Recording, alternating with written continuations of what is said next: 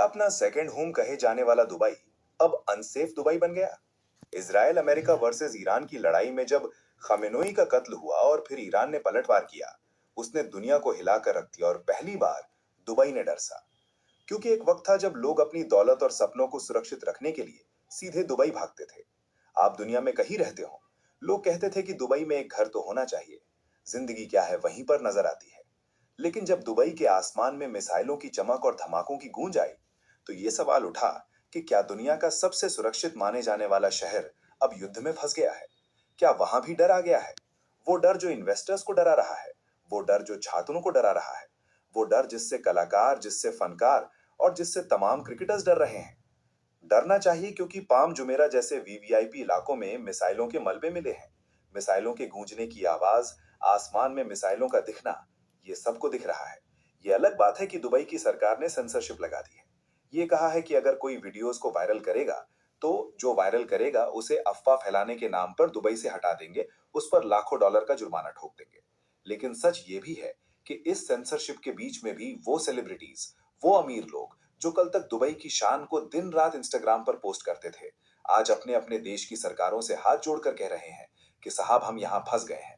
चाहे वो Johnny Bairstow हो, चाहे वो भारत के तमाम एक्टर्स एक्ट्रेस हो, चाहे वो पीवी सिंधु हो, तमाम लोग हैं जो हाथ जोड़ रहे हैं, कह रहे हैं प्लीज हमें बुला लो। इनके घर वाले चिंतित हैं। अमीरों से ज्यादा चिंतित वो गरीब लोग हैं जो दुबई में काम करने गए थे। क्योंकि हिंदुस्तान के 35 लाख लोग ऐसे हैं जिनकी जान दुबई में अटकी है। और इसीलिए सवाल है कि भले ही वीडियोस ना आ रहे हों, लेकिन दुबई से जो ये डर निकल कर आ रहा है, क्या ये डराने वाला है? क्या दुबई भी अब पूरी तरह सेफ नहीं है? ये सवाल बड़ा महत्वपूर्ण है। आज दुबई की हम बात करेंगे, लेकिन इस बात की शुरुआत हम करें इससे पहले हमारी फिर से आपसे गुजारिश है कि आप हमारे चैनल को जरूर सब्सक्राइब करें। आप जुड़ेंगे, हमारी ताकत बढ़ेगी, हम आप तक वीडियोस पहुंचाएंगे। अब सवाल दुबई के सेफ अनसेफ होने को लेकर। देखिए, रिपोर्ट्स कहती हैं कि 28 फरवरी से जो हमला शुरू हुआ, उसमें ईरान ने यूएई की तरफ सैकड़ों मिसाइल ड्रोन डाले। दुबई का डिफेंस सिस्टम जो है वो मजबूत है। अमेरिका और इसराइल की मदद से 90 से ज्यादा हमलों को उसने हवा में ढेर कर दिया। लेकिन असली समस्या हवा में नष्ट हुई मिसाइलों के भारी भरकम मलबों को लेकर है, क्योंकि वो शहर के ऊपर गिरा है। पाम जुमेरा के फेराब होटल के पास मलबा गिरने से आग लग गई, जिसे बाद में बुझाया गया। बुल अर्ज अरब होटल की बाहरी दीवारों के पास भी नुकसान दिखाई पड़ा। और बड़ी चिंता जो है वो जेबेल अली पर धीमी हो गई। दुबई एयरपोर्ट के पास जो मलबा गिरा, रनवे प्रभावित हुआ, उसमें 4 कर्मचारियों के घायल होने की खबरें आईं। अब तक जो आंकड़े आए हैं उसके मुताबिक 3 लोगों की मौत हुई है, 58 लोग घायल हैं। शहर चल रहा है, लेकिन आसमान से गिरता ये मलबा सुरक्षा पर सवाल उठा रहा है। और ईरान, जिसके पास अब हारने को कुछ नहीं है, वो अमेरिका के खास सभी देशों पर हमला कर रहा है, और उसमें दुबई भी है। और यहीं से डर का सवाल शुरू होता है, क्योंकि दुबई में भारत के करीब 35 से 38 लाख भारतीय रहते हैं। और ये वो भारतीय हैं जो बार बार हिंदुस्तान आकर कहते थे कि भैया दुबई चलो, हिंदुस्तान में कुछ नहीं रखा है, दुबई में हमारे ये है, दुबई में हमारे वो है, दुबई हमारा ऐसा है, दुबई हमारा ऐसा है। लेकिन अब दुबई सेफेस्ट कंट्री कहने वाले लोग परेशान हो रहे हैं, और उनमें भी सबसे ज्यादा मजदूर और छात्र परेशान हो रहे हैं। लेबर कैंप्स में डर का माहौल है, क्योंकि सुरक्षा कारणों से कई बड़े प्रोजेक्ट्स का काम रोक दिया गया है। खाने पीने की कमी तो नहीं है, लेकिन डर के मारे लोग राशन जमा कर रहे हैं, जिससे सप्लाई में दिक्कत आ रही है। इनफैक्ट पुणे के 84 छात्र जो स्टडी टूर पर दुबई गए थे, वो उड़ानों की पाबंदी, एयर स्पेस बंद होने की वजह से फिलहाल होटलों में फंसे हैं। करीब 700 उड़ानें रद्द या लेट होने से एयर इंडिया और इंडिगो जैसी एयरलाइंस का पूरा शेड्यूल बिगड़ा है। और हजारों भारतीय सैलानी एयरपोर्ट पर अपनी बारी का इंतजार कर रहे हैं। भारत सरकार इस पर नजर रखे हुए है। जरूरत पड़ने पर नागरिकों को निकालने के लिए इवैक्यूएशन प्लान को भी तैयार कर रही है। लेकिन सवाल यह है कि अब वो जो सेफ्टी दुबई में महसूस हो रही थी, वो इस युद्ध ने क्या अनसेफ फील करा दी? एक सवाल और लोगों के मन में आ सकता है कि ईरान के निशाने पर आखिर दुबई क्यों है?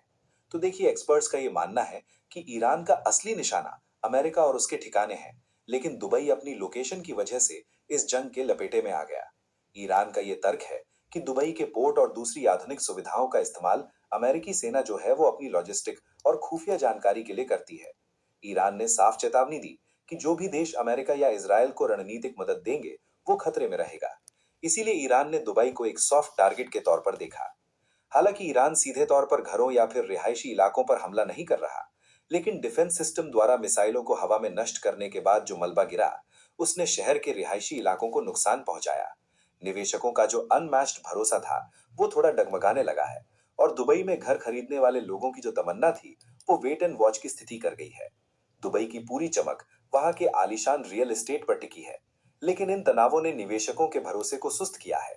जो लोग यहाँ सेकंड होम खरीदने वाले थे वो फिलहाल वेट एंड वॉच में है। रियल एस्टेट मार्केट में फिलहाल एक पॉज दिख रहा है।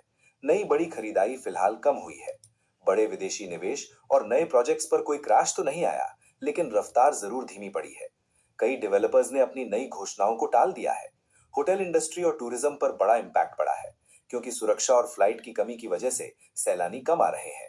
और अगर ये अनिश्चितता लंबे समय तक बनी रही तो दुबई की इकोनॉमी के लिए अपनी पुरानी रफ्तार को बरकरार रखना भी एक बड़ी चुनौती होगा।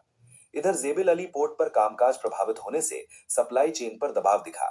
दुबई अपनी ज्यादातर जरूरतों के लिए इंपोर्ट पर निर्भर करता है, इसलिए पोर्ट या एयरपोर्ट पर अगर कोई रुकावट होती है तो वो वहां के बाजार को प्रभावित करती है। बंदरगाह का काम धीमा होने की वजह से जरूरी चीजों की सप्लाई में अड़चन आती है। दुकानों में सामान की भारी कमी तो नहीं, लेकिन लोग पैनिक कर रहे हैं, सामान इकट्ठा कर रहे हैं, क्योंकि वो जानते हैं कि ईरान कुछ भी कर सकता है। इसीलिए शायद डर पैदा हो रहा है कि युद्ध कितना लंबा जाएगा और इसकी वजह से कीमतों में उछाल भी देखने को मिलेगा। दूध, ब्रेड, ताजी सब्जियों के दाम कुछ जगहों पर बढ़ गए हैं, कई जगह भविष्य में और बढ़ सकते हैं।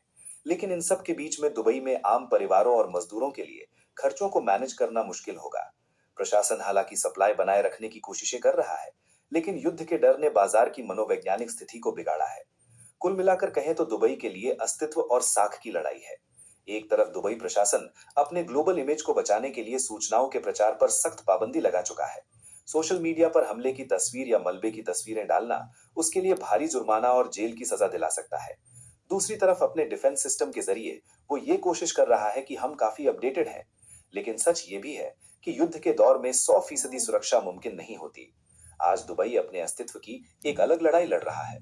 जो शहर कल तक सुरक्षित स्वर्ग था वो आज युद्ध की अनिश्चितताओं के बीच में अपनी साख को बचाने की कोशिश कर रहा है। भविष्य अब कूटनीति पर निर्भर है। क्या दुबई फिर से वही चमक हासिल कर पाएगा, या महाशक्तियों के इस जंग में अपनी वैश्विक पहचान को वो खो देगा? क्या इजराइल, अमेरिका, ईरान के युद्ध में दुबई सैंडविच बन जाएगा? ये सवाल बड़ा महत्वपूर्ण है। क्या आपका भी कोई अपना दुबई में फंसा है? क्या उन्हें भी वहां डर लग रहा है? क्या वो खुलकर जो बात फोन पर आपसे कहते हैं वो बात वीडियोस के जरिए सोशल मीडिया पर डाल पा रहे हैं? या आप मान रहे हैं कि दुबई का पीआर और दुबई प्रशासन की सख्त चेतावनियां ने दुबई की खबरों को फिलहाल सेंसरशिप कर रखा है? कमेंट सेक्शन में अपना फर्स्ट हैंड एक्सपीरियंस बताएं और हमारे चैनल से जरूर जुड़ें। नमस्ते।